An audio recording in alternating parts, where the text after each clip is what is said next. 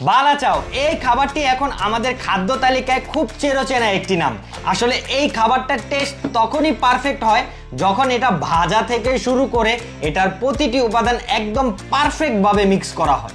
Sir বা ma'am, আমরা আমাদের এই চিংড়ির বালাচাও বানাতে কোয়ালিটিতে কোনো প্রকার কম্প্রোমাইজ করি না। আসলে আমাদের এই চিংড়ির বালাচাও বানাতে আমরা দুই ধরনের চিংড়ি শুটকি ব্যবহার করে থাকি। একটা হচ্ছে ছোট জাতের বড় চিংড়ি শুটকি, আরেকটা হচ্ছে বড় চিংড়ি শুটকি।